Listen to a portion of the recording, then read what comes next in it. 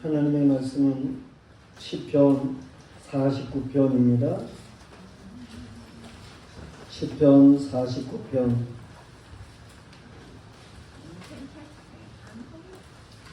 우리가 46편이나 50편까지 했는데 47편, 48편이 46편과 이제 비슷한 그러한 내용이고, 그래서 이제 49편으로 가게 되는 것입니다.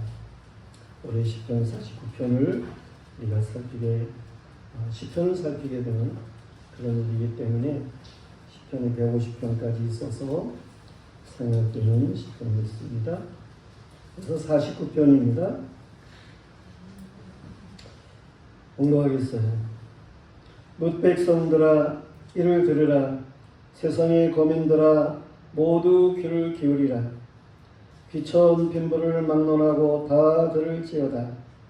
내 입은 지혜를 말하겠고 내 마음은 명철을 작은 소리로 읊조리리로다. 내가 비유에 내 귀를 기울이고 수금으로 나의 오묘한 말을 풀리로다. 죄악이 나를 따라다니며 나를 애워싸는 혼란이 나를 내가 어찌 그리 두려워하랴. 자기의 재물을 의지하고 부유함을 자랑하는 자는 아무도 자기 형제를 구원하지 못하며 그를 위한 속전을 하나님께 바치지도 못할 것은 그들의 생명을 속량하는 값이 너무 엄청나서 영원히 마련하지 못할 것임이니라. 그가 영원히 살아서 죽음을 보지 않을 것인가. 그러나 그는 지혜 있는 자도 죽고 어리석고 무지한 자도 함께 망하며 그들의 재물은 남에게 남겨두고 떠나는 것을 보게 되리로다.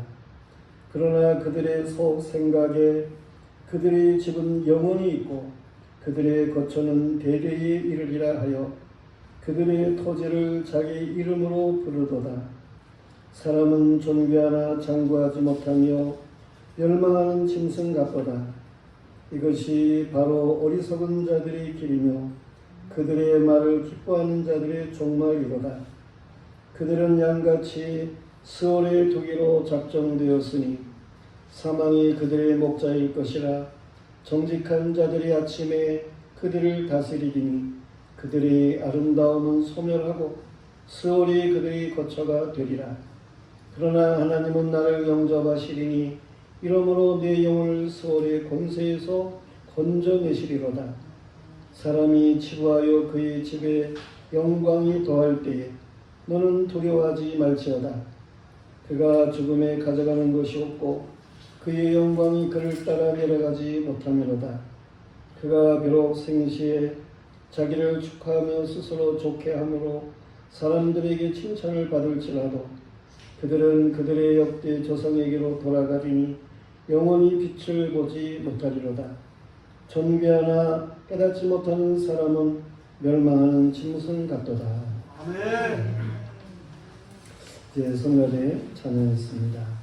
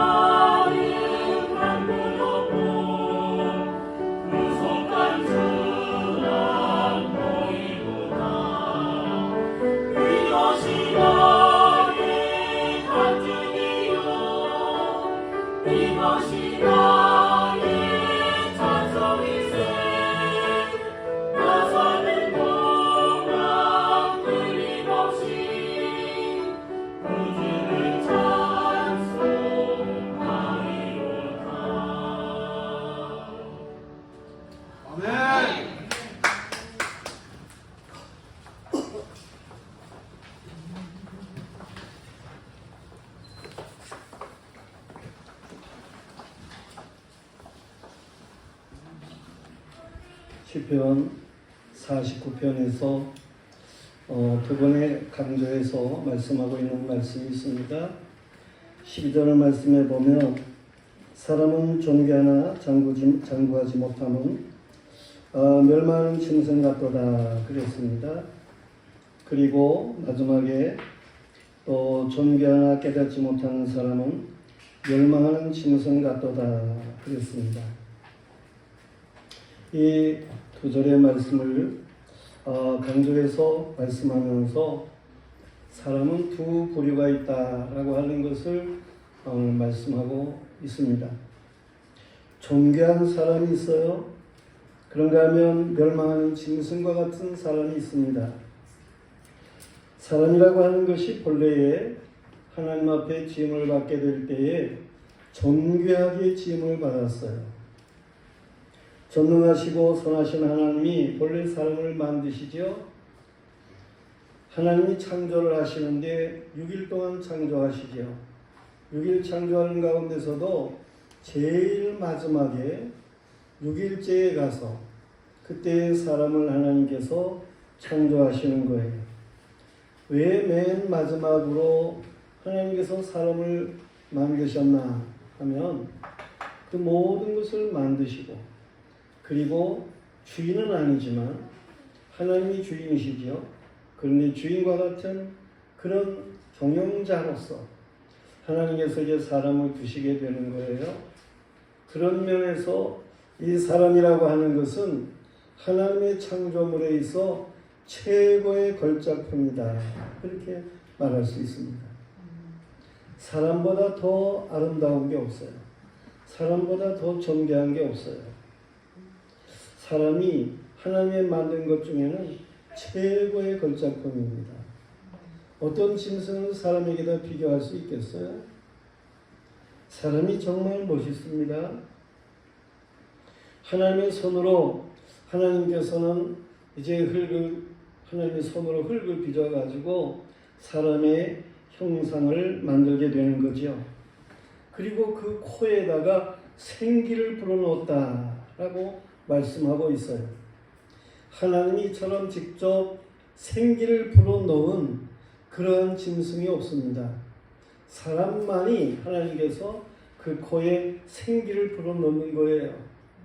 그것은 사람이 하나님과 통하는 영성이 있다는 거예요. 어떠한 짐승도 영성 있는 짐승이 없습니다. 그러나 사람은 영성이 있어요. 그래서 하나님과 교통하는 거예요. 그렇게 영성 있는 존재로 사람이 지어져요. 사람이 하나님의 형상으로 만들어졌다 그러잖아요. 그 형상이라고 하는 것은 하나님의 형상은 인격적이에요. 다시 말해서 우리의 사람에게 뭐가 있어요? 지식이 있고 감정이 있고 의지가 있죠. 이 세 가지를 가리켜서 인격이라 그렇게 이야기를 해요. 근데 그게 본래 하나님에게 있던 것이라니까.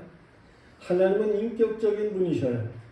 인격적인 하나님께서 인격적인 사람을 만드신 거예요. 그렇기 때문에 정말 사람은 하나님과 교류할 수 있어요. 하나님과 영성이기 때문에도 교류하죠. 근데 인격적으로 하나님과 교류할 수 있는 그런 하나님의 형상의 존재라고 하는 거예요. 하나님께서 먼저는 남자를 만들었어요. 아담을 만들었어요. 그런데 아담이 혼자 사는 걸 보니까 이 독처하는 걸 보니까 보시기에 좋지가 않아요. 그래서 아담을 잠들게 하고 그 갈빗대를 뽑아서 하나님이 수술하셨다는 거죠. 그래가지고 그 갈빗대로 여성을 만들었다고 하는 것입니다. 그래서 여성을 데리고 왔어요. 그랬을 때 아담이 그 여성을 보고 내 뼈 중에 뼈, 살 중에 살 그러면서 아주 기뻐합니다. 행복해하는 거예요. 사람이라고 하는 것은 그렇게 하나님에 의해서 행복할 수 있는 존재로 지음을 받은 거예요. 행복할 수 있는 존재. 그것이 참으로 규정한 거죠. 이렇게 남성과 여성을 만들었어요. 이 법칙을 깨면 이거는 악한 거예요. 근데 오늘 세상은 악하죠. 그래가지고 이 법칙을 깨요. 남자가 여자 구실을 하려고 하고, 여자가 남자 구실을 하려고 하고, 이런 악한 세상이 되었어요. 그러면 행복할 수가 없습니다. 하와를 아담에게로 이끌어왔을 때 뼈 중에 뼈, 살 중에 살. 그러면서 이제 하나님이 이들이 부부가 되어 살게 하잖아요. 그러면서 하나님이 축복하시는 거예요. 너희가 생육하고 번성해서 땅에 충만해라. 이 자녀를 낳고 기르는 이러한 행복이 이게 얼마나 귀중한 건지 몰라요.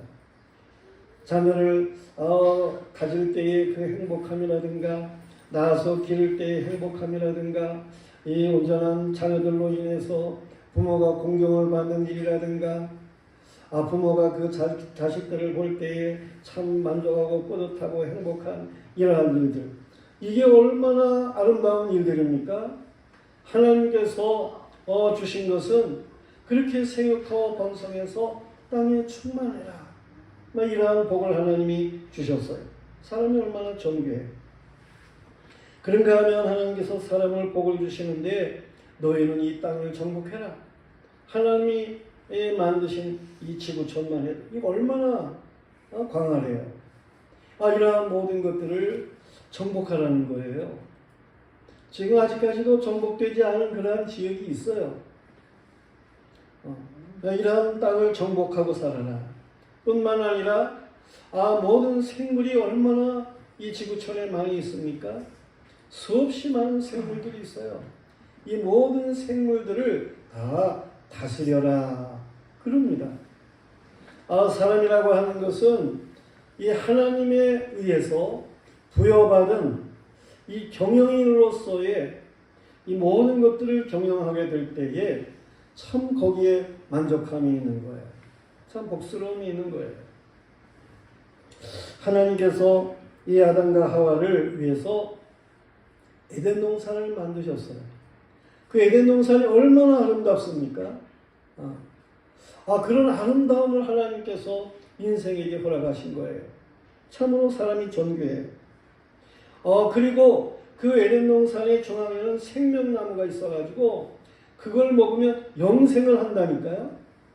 그런 에덴 동산을 하나님이 주시고 영생의 복을 주시고 역사하시는 하나님이신 거예요. 사람이 하나님에 의해서 만들어진 것만 생각할 때에 사람은 얼마나 존귀한가. 여러분은 다 정말 하나님 앞에 위대한 아주 존귀한 그런 사람들로 지음을 받았다라고 하는 사실을 믿으시기를 바랍니다. 하나님이 여러분은 얼마나 존귀하게 그렇게 만들어주기를 원하시는지 몰라요. 그렇게 귀한 존재를 만들어진 거예요. 그러나 사람은 여호와의 말씀에 불순종하게 되고 범죄하게 됨으로 인해 가지고 아주 형편없이 추락을 하는 거예요. 하나님의 말씀을 불순종하게 되었을 때에 하나님과의 관계가 단절됩니다. 영적인 관계가 단절되는 거예요. 그 영적으로 죽었다. 그렇게 표현을 하는 것입니다. 이 죄를 범하게 되면 그러면 하나님이 두려워요. 하나님만 두려운 게 아니고 사람이 두려워지기도 하고요. 이 사람과 사람을 대할 때에 이 상대방과 비교를 하게 되고 자신은 수치스럽다고 느끼게 되고 벗었다고 생각을 하게 되고 형편없다고 생각을 하게 되고 이래가지고 막 수치를 느낀다니까요.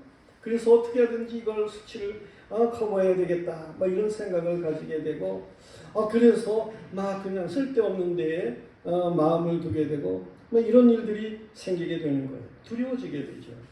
그 자체가 벌써 인생은 행복해야 되는데 두려워지니까 비참한 존재가 되어지는 거예요. 범죄함으로 그래요. 하나님께서는 불순종한 이 사람을 에덴 동산에서 내쫓습니다. 얼마나 불행합니까? 남자는 저주를 받아가지고 땀을 흘려 일을 해야 하는 수고로움이 있게 하고 여성은 해산의 고통을 겪는 이러한 일로 하나님 앞에 저주를 받는 이러한 일들이 있어요. 그러기 전에는 어떠했겠어요? 하나님께서 만약 범죄하지를 않았다라고 할 것 같으면, 아담과 하와가 범죄하지 않았다고 할 것 같으면 자녀들도 순풍순풍 고통 없이도 낳을 수도 있었을 거예요. 하나님이 그렇게 하실 수 있죠. 그런데 범죄함으로 인해 가지고, 이 저주로 인해 가지고 고통스러운 이런 일들이 인생에게 오게 되었다, 그런 얘기입니다. 하나님께서는 에덴 동산에 범죄한 자가 들어가지 못하도록 거기에 천사를 동원해 가지고 화염검을 돌게 하는, 불이 돌게 하고 이런 있어가지고 들어갈 수가 없게 하는 그러한 일들이었어요.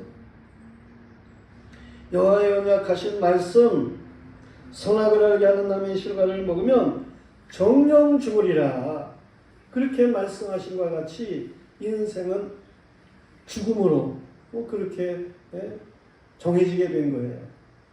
하나님과 단절된 것이 영적 죽음이라 그랬죠.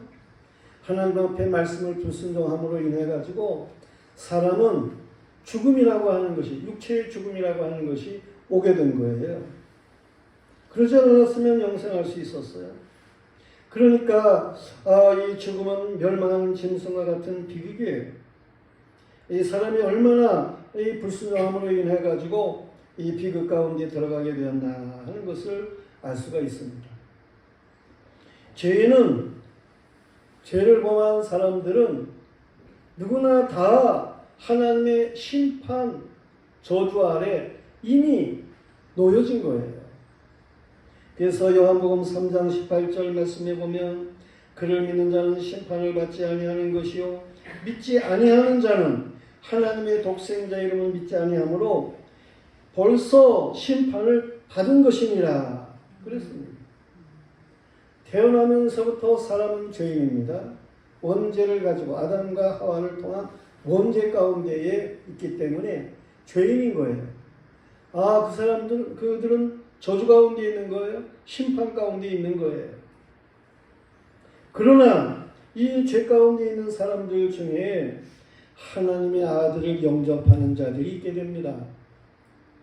그들을 하나님께서는 다시금 존귀하게 하는 이런 역사로 나가게 하는 일이 있으십니다.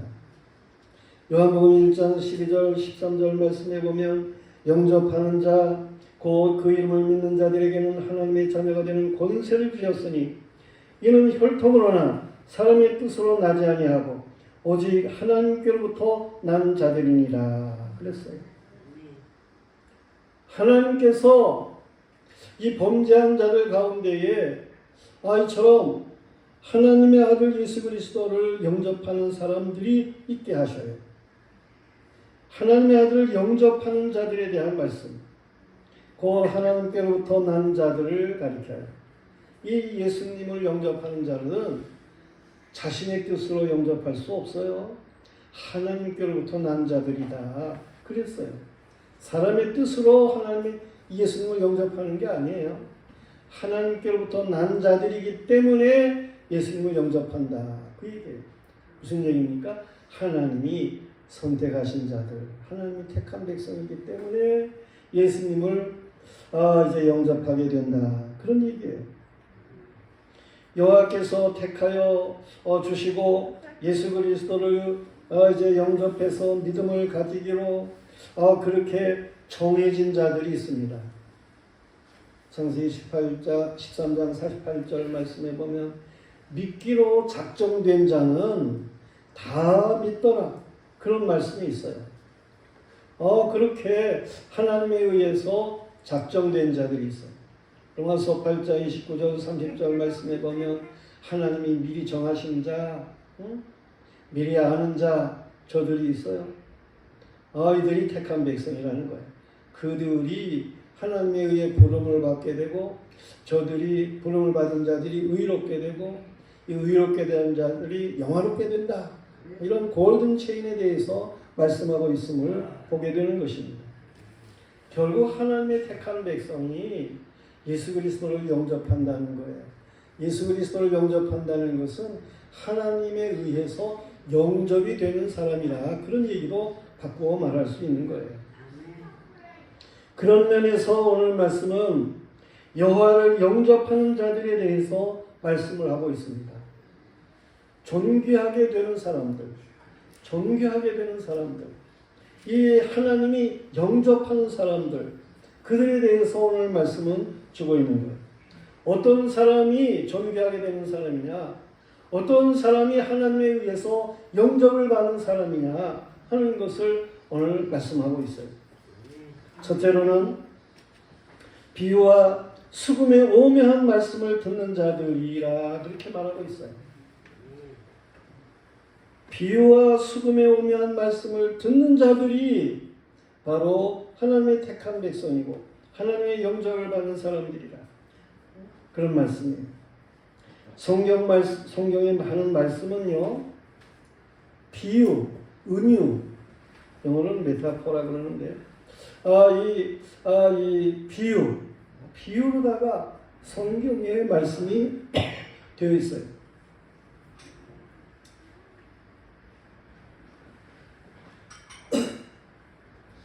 하나님의 창조가 그 능력으로 6일 만에 창조된 것이 역사적이죠. 6일 동안에 하나님이 역사적으로 창조를 하셨어요. 그런데 그 창조하시는 순서를 들여다보면 거기에는 하나님의 영적인 섭리가 있어요. 하나님께서 어떻게 사람을 하나님의 형상으로 되어지게 하시나, 이러한 영적인 순서가 이 하나님의 창조의 질서 속에 나타납니다. 우리는 물론 역사적으로 하나님이 6일 만에 창조했다, 하나님이 전능하시다, 이렇게 믿음을 가지지요. 그런데 그거 중요하죠. 중요하지만 보다도 이 6일 동안의 질서를 따라서 궁극적으로 하나님의 형상된 사람을 알게 하고자 하는 그런 영적인 의미도 깨달을 줄 알아야 된다, 그런 말씀이에요. 노아의 시대에 멸망의 역사 있습니다. 그 노아 때에 실질적으로 홍수가 있어가지고 모든 사람이 다 죽었습니다. 하나님의 말씀을 지킨 노아만, 그 가족만 살게 되는 거예요. 방주를 예비한 노아의 가족만 산다, 그런 얘기입니다. 그런데 이 노아의 홍수에 대한 내용의 말씀은 역사적이지만 이게 말세를 알게 하는 영적인 의미가 있다, 그런 말씀이에요. 마지막 때에도 노아 시대와 같겠다라고 예수님이 말씀을 하십니다. 노아 시대를 생각하면서 우리는 하나님의 말씀에 거역하면 어떻게 망하는지도 이 말세지 말에 잘 깨달을 줄 알아야 된다는 얘기예요. 요셉의 환난과 높임을 당함이 있습니다. 이 요셉이 형제들의 미움을 받아가지고 애굽에 팔려가지요, 종살이를 하지요, 모함을 받지요, 감옥에 들어가지요. 그렇지만서도 그 가운데 하나님이 함께 계셨다라고 하는 것을 성경은 말씀하고 있어요. 이러한 요셉을 하나님께서 꿈을 해석할 수 있는 능력을 주시고 바로의 꿈을 해석해서 감옥에서 이력 애굽의 총리가 되게 하시는 이 놀라운 역사를 나타내셔요. 하나님이 이 요셉의 역사를 통해 가지고 요셉과 함께해서 요셉을 그렇게 귀하게 사용하셨어 하는 당시의 역사적인 사실을 우리는 이해할 수가 있어요. 그러나 그 말씀을 통해서 우리는 이 요셉이 예수 그리스도의 어떤 오셔서 행하실 하나님의 일들, 그 구속적인 일들, 이러한 것을 미리 구약시대에 보여주는 이 구속사적인 그러한 하나님의 역사를 보여주는 이야기구나, 이것 또한 우리가 깨달을 수 있어야 된다, 그런 말씀이에요. 이스라엘의 출애굽하는 역사, 실제적인 역사예요. 이게 야곱의 시대에, 그의 아들들의 시대에 있었던 그러한 이야기예요. 역사예요. 이스라엘의 역사. 그런데 하나님께서는 그 역사를 통해서 하나님의 백성들을 어떻게 그 죄악 세상에서 구출해내시나 하는 이런 영적인 사실들을 또한 말씀하고 계시는 거예요. 그걸 알아야 돼요. 오늘 아침에 우리는 에스겔서 1장 말씀을 보았어요. 그런데 그 1장 말씀에 보면 에스겔이 하나님 앞에 기도를 하는 거죠. 바벨론의 포로된 가운데에서 제사장이 되면서 하나님의 사명 어떻게 감당하면 좋겠습니까?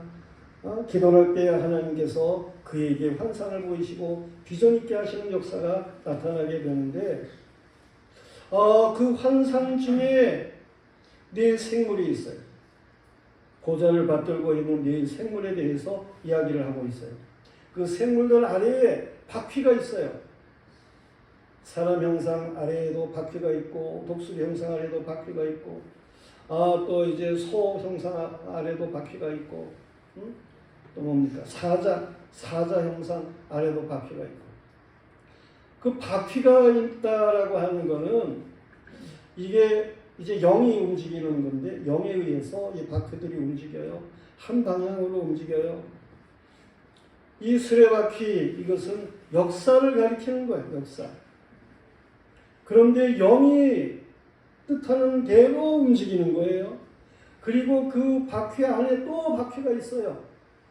그러면서 거기서부터 이제 여러 가지 번개도 나고 뭐 불이 나오기도 하고 이런 일들이 있습니다. 이게 하나님의 역사를 얘기를 하는 거예요. 하나님의 행하심을 말씀하는 거예요. 무슨 얘기입니까? 우리가 그냥 겉으로 나타나는 그러한 수레바퀴 그것만 보아서는 안 된다. 그 안에 하나님이 영적으로 역사하시는 그 수레바퀴 영적인 역사 이것을 또한 우리가 볼 줄 알아야 된다. 그런 얘기입니다. 세상 사람들은 역사를 구분하게 될 때에 BC와 AD 이렇게 구분을 해서 BC 알지를 못하지만 어떻든 예수님 전 뭐 이렇게 문자적으로는 이 AD는 예수님 후 역사를 가리키는 것. 뭐 그렇게 그냥 대략적으로 그냥 그렇게만 알고 있어요. 역사를 그렇게 구분한다. 막 그냥 그렇게만 세상 사람들은 생각을 하는 거예요. 그러나 우리 믿음의 사람들은 이 역사의 중심이 예수 그리스도시다 라고 하는 것을 분명하게 하는 이 신앙을 가지고 살아가는 것입니다. 여호와의 마음에 맞는 다윗 왕의 역사, 그게 왕의 역사이지만 다윗 왕의 역사이지만 그 다윗 왕의 역사를 하나님이 그렇게 움직이는 것은 이 다윗 자손으로 오셔가지고 이 인류에게 영원한 구원의 역사를 이루신 예수 그리스도, 다윗의 자손인 예수 그리스도, 그를 통해서 이룰 역사를 벌써 다윗을 통해서 간접적으로 하나님께서는 말씀하고 계시는 것이다. 그런 얘기입니다. 믿음의 사람들은 하나님의 말씀을 수박 거닫기 식으로만 할 것이 아니라 이 성경의 역사, 이 모든 것이 세계사의 이야기를 하는 것 그것으로 끝나는 게 아니고 거기에 중심이 예수 그리스도시구나 하는 것을 알게 하는 말씀인 것을 알아야 된다는 말씀이에요. 요한복음 5장 39절에서 너희가 성경에서 영생을 얻는 줄 알고 성경을 상고하거니와 이 성경이 곧 내게 대하여 말한 것입니다. 예수님이 그렇게 말씀을 하십니다. 구약의 여러 가지 역사적인 이야기를 많이 하고 있는데 이게 곧 내게 대하여 말한 것입니다. 선지자들이 이렇게 수없이 많은 말을 하고 있는데 이것이 곧 내게 대하여 말한 것입니다. 이 예수 그리스도 중심으로 성경이 깨달아져야 된다. 그런 말씀이에요. 구약의 모세, 오경, 선지자들 모두가 다 예수 그리스도 안에서 바르게 이해가 되어야 됩니다. 구약은 크게는 세 문체로 되어 있어요. 토라라고 하는 율법서로, 또 네비임이라고 하는 선지서로, 또 케투빔이라고 하는 성문서로. 이 성문서 안에 시가서들이 있습니다. 욥기, 시편, 잠언, 아가서 뭐 이런 여러 가지 시가서들이 있어요. 이 시편이 노래입니다. 하나님 앞에 부르는 노래 가사입니다. 아가서 같은 것도 마찬가지고 그게 다 하나님 앞에 영광을 돌리는 그러한 노래라 그렇게 얘기를 할 수가 있습니다. 이런 구약의 이 찬송하는 이러한 모든 것들 이제 찬송 그러면 구약 시대에는 뭘 생각하느냐면 비파, 수금 이런 것들을 생각하게 되는 거예요. 근데 오늘 말씀의 4절에 보면 수금에 대하여 말을 하고 있습니다. 이게 수금이라고 표현했지만 이것은 찬송이다 라고 하는 것을 생각하게 하는 말씀인데 구약의 영적인 찬송의 말씀을 우리가 이제 찬송을 구약의 찬송을 이걸 노래로만 그렇게 생각할 것이 아니고 그 속에 여호와의 오묘한 말씀을 그걸 깨달을 수 있어야 된다 그런 얘기예요. 아멘.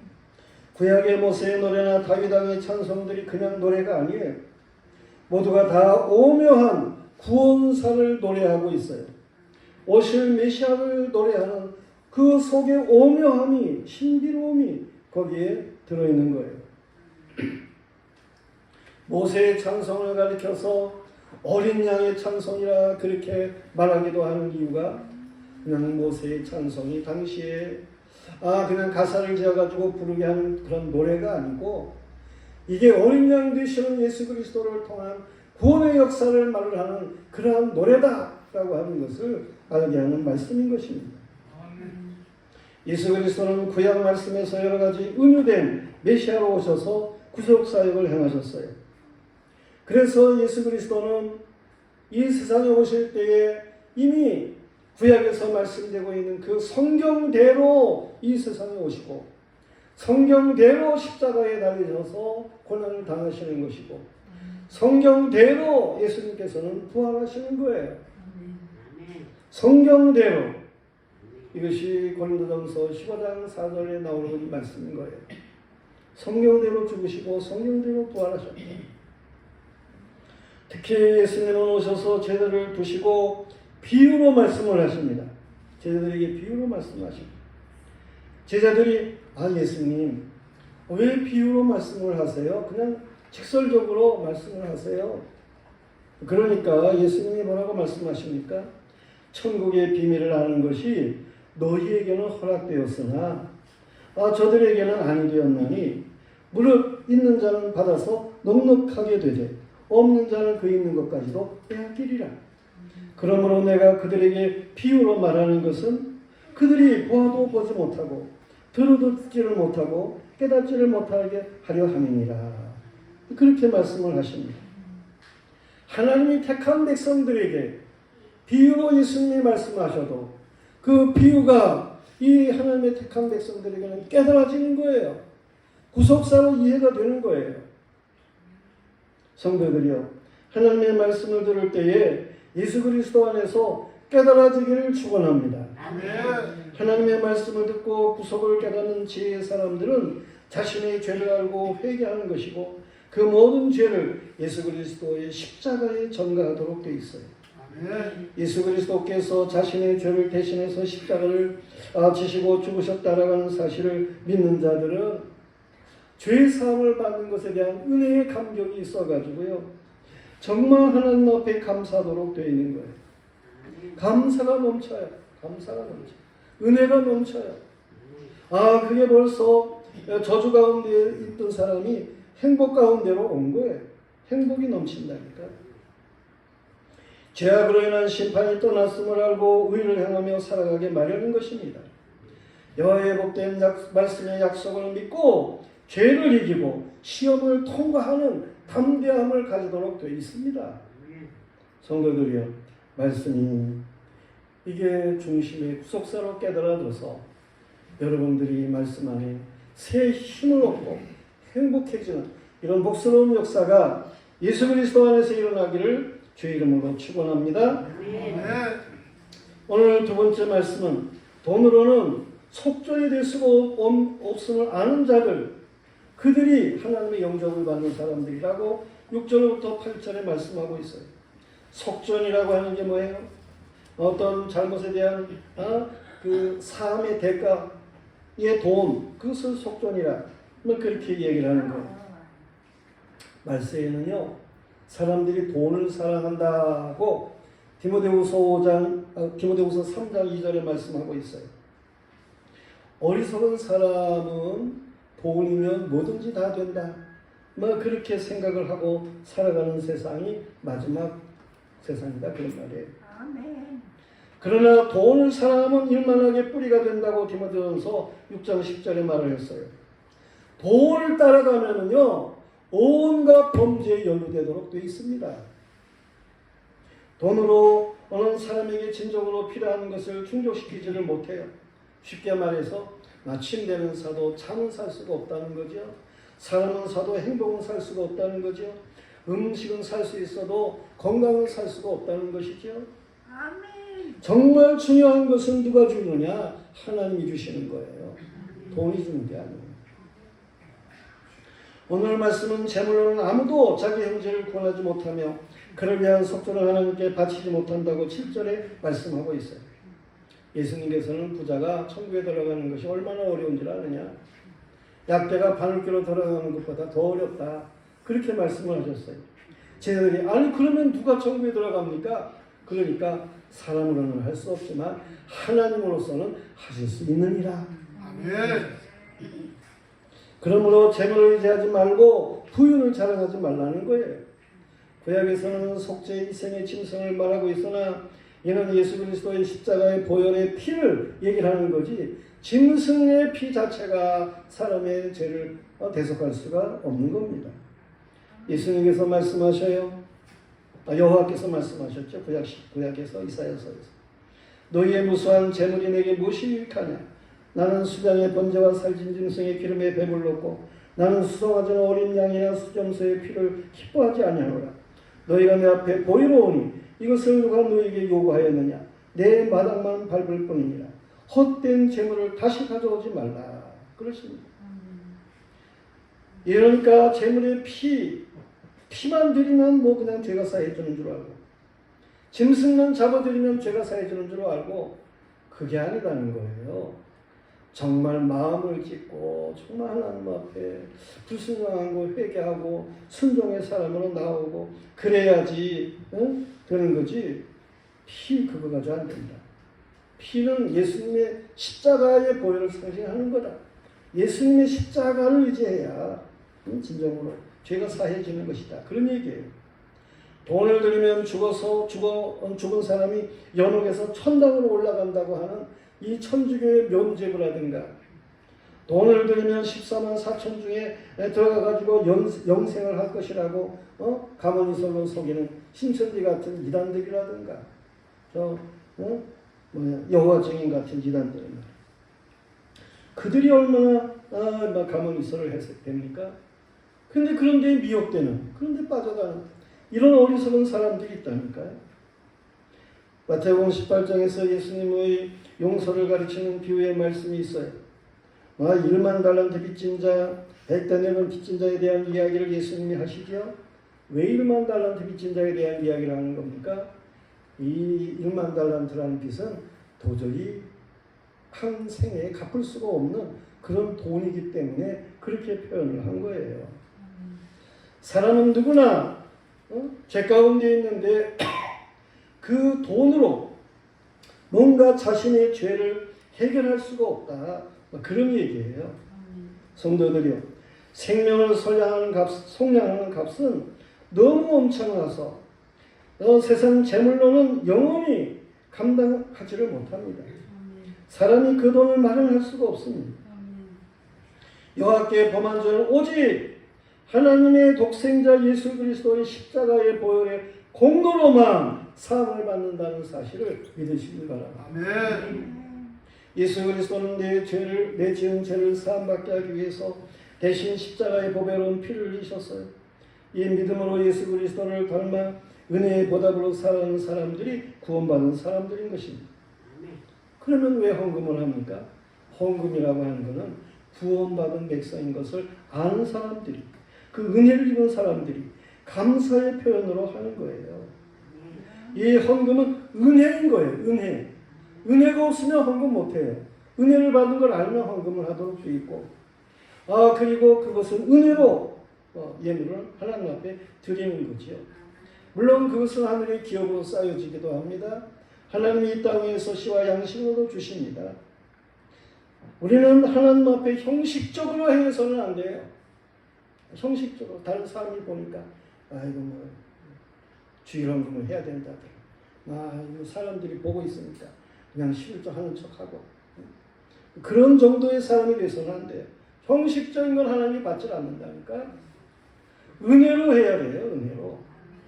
사도행전에서 초대교회 때 아나니아와 삽비라가 다른 사람들이 헌금하는 걸 보고 교회가 참 가나가 귀해요. 이러저러 됩니다. 이러면서 칭찬하니까 아나니아 삽비라가 두 군데 땅을 팔았어요.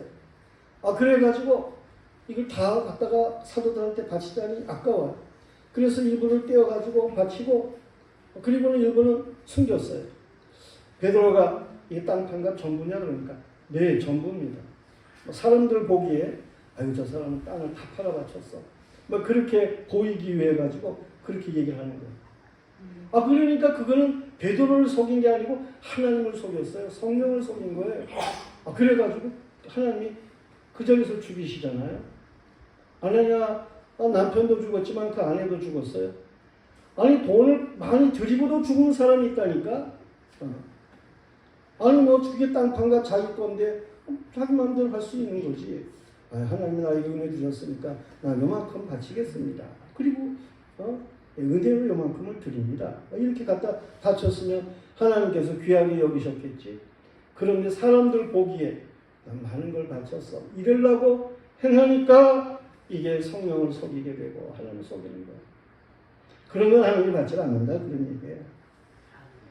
과거의 두 랩돈을 하나님께서는 귀하게 여기시는 하나님이시라. 그런 얘기입니다.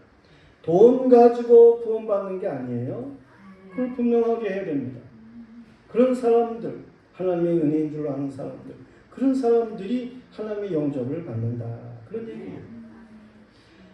오늘 마지막으로 세 번째로 주고 있는 말씀은 영원한 것이 무엇인가를 아는 사람들이 하나님의 영접을 받는 것을 9절로 11절에 말씀하고 있어요. 성경은 주 안에 영생을 말씀합니다. 사람은 죽으면 심판을 받습니다. 선한 일을 행한 사람은 영생의 보혈로, 악한 일을 행한 사람은 심판의 보혈로 나오게 됩니다. 어떻게 하면 영원히 행복할 수 있는 것입니까? 사람은 한 번 죽는 것은 정해진 거예요. 이건 아담의 범죄로 인해 가지고 영적으로 단절되고 육신적으로도 죽도록 그렇게 되어 있는 이러한 죄악 가운데 이제 사람이 들어가 있도록 되어 있는 건데, 지혜 있는 자도 육신적으로 죽고 어리석은 자도 무지한 자도 육신적으로 죽습니다. 재물을 많이 가지고 있는 자도 죽고 가난한 자도 죽습니다. 언젠가는 세상을 떠난 사람들은 자신들이 지혜롭게 살아야 하고 그 지혜를 선하게 활용할 사람에게 모든 걸 물려주고 죽어야 하고 그런 것이 필요합니다. 하나님을 믿는 영생의 지혜를 자기 혼자 가지고 살다가 죽으면 가치가 적게 될 거 아니겠어요? 나는 영생을 소유한 사람입니다. 그걸 다른 사람에게도 뭔가 얘기해 줘야지요. 그 복음을 전해야지요. 하나님이 주신 재물을 가지고 사용을 하게 되면서 이걸 하나님이 주신 재물로 그렇게 귀하게 쓸 줄 알아야 하고 이것이 죽을 때도 남겨놓고 이렇게 죽고 다른 사람 악인이 가져가게 하고 그렇게 악한 데 사용하게 하고 그렇게 할 것이 아니라 이게 선한 일에 쓰여지도록 선한 사람이 가져갈 수 있도록 그렇게 되어져야 될 거 아니겠어요? 믿음의 사람들은 성령의 은혜 가운데 복음을 전하며 여러 사람이 하나님의 지혜로 살아가게 하여야 하는 것입니다. 재물이 있는 사람은 어차피 놓고 갈 재물인데 그걸 선한 사업에 뭔가 투자하고 그럴 줄 알아야 될 거 아닙니까? 죽을 때까지 자기 이름으로 끌어안고 있다가 자식들 죽으면 자식들이 서로 그냥 재산 싸움이나 하게 하고 그런 어리석음을 가져서는 안 되는 겁니다.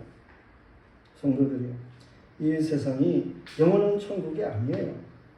여호와 증인들에게 속아서는 안 됩니다. 교주는 늙어지고 다단계 방식으로 현혹해서 막 사람들의 재물이나 끌어모으는 비굴한 신천지와 같은 데에 속아서는 안 되는 것입니다. 저들은 이미 다 외국에다가 엄청난 땅을 사놓고 거기에다 왕국이라 해가지고 형성을 하고 사람들을 부르대로 가서 자신들이 착취한 돈으로다가 막 왕국을 형성하고 있는 그런 사람들이에요. 그걸 알아야 되는 거예요.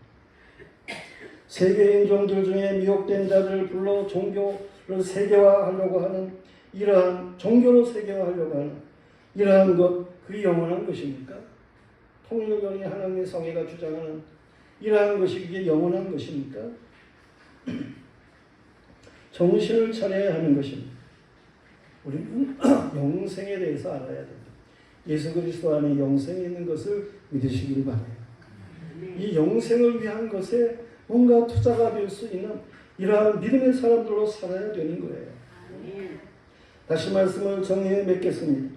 멸망하는 짐승과 같은 사람을 14절에서 사망이 그들의 목자가 되어서 스올로 내려갈 것이다. 스올은 지옥을 가리켜 말하는 거예요. 음부. 욕심을 부리고 쌓은 재물의 의미가 없음을 말을 하고 있습니다. 정직한 자들이 멸망하는 짐승과 같은 사람들, 이들을 장차 다스리는 그러한 일들이 있을 것이다. 그렇게 얘기를 하고 있어요. 이 멸망하는 짐승과 같은 사람들, 그들이 육신의 아름다움은 죽을 때에 소멸하고 말 것이고, 불못의 스월에 던져지고 말 것이고, 이 스월은 구덩이나 뱀이나 이런 것이 우글거리는 그러한 거처라고 성경은 말씀하고 있는 거 아니에요? 그런 곳에 가면 되겠습니까? 그런 어리석음으로 인생을 그런 스월에 가려고 인생을 사는 그런 사람들이 되어서야 되겠습니까? 그러나 하나님이 영접한 사람들이 있습니다. 그 영혼은 스월의 공세가 넘볼 수 없는 낙원에 들어가는 사람들입니다. 이들은 세상에서 사람들이 재물로 치부할 때 부러워하지 않는 사람들입니다. 그렇다고 맹놓고 살며 가난비로 살라는 말은 아니에요. 주의 뜻을 따라서 성실하게 살아야 하는 것입니다. 여호와 하나님께서 맡겨주신 것들을 가지고 아리마대 요셉이나 바나바와 같이 베풀면서 거룩한 부자로 살아가라는 말입니다. 믿음의 사람들이야말로 그 유명한 노블레스 오블리주 말씀이 만가 삶에 적용이 되는 이러한 신앙으로 살아갈 줄 알아야 하는 거예요. 성도들이 멸망하는 자들이 죽어가는 이 지옥 음부 스월말 이러한 것과 존귀한 자들이 육신으로 죽고 가는 천국이 있음을 믿으시기를 바랍니다. 주님이 부활 승천한 천국이 있어요. 에녹이나 엘리야가 살아서 승천한 천국이 있는 것입니다. 믿음의 조상 아브라함과 같은 사람이 가는 곳 낙원, 주님 모시고 영생하는 믿음의 사람들이 가는 곳 낙원, 그곳에 우리가 가서 영생할 수 있어야 되지 않겠습니까? 여호와 하나님의 지은 사람은 본래 존귀하게 지어진 거예요. 이 존귀함을 예수 그리스도로 회복하고 하나님의 영접을 받는 사람들로 말이에요. 회복해서 이 존귀함을 다시 이제 누리며 영생할 수 있는 이런 복스러운 믿음의 사람들이기를 주님의 이름으로 축원합니다. 기도하겠어요. 하나님 아버지 감사합니다. 우리를 하나님께서 뜻이 있으셔서 지으셨습니다. 아담 안에 죄악으로 태어났지만 그러나 하나님께서 본래 사람을 만들 때 존귀하게 만드신 것처럼 우리를 존귀하게 되기를 원하셔서 이처럼 예수 그리스도 안에 우리를 새롭게 하시고 역사하시는 놀라운 은총을 베푸시는 것을 만만 감사를 드립니다. 하나님 아버지 존귀한 사람들답게 우리가 바르게 살아갈 줄 알게 하여 주시옵소서. 하나님 영화교회 모든 성도들이 참으로 이 시대에 존귀한 사람들로 살아갈 줄 알게 하여 주시옵소서. 예수님 이름 받들어 기도드리옵나이다.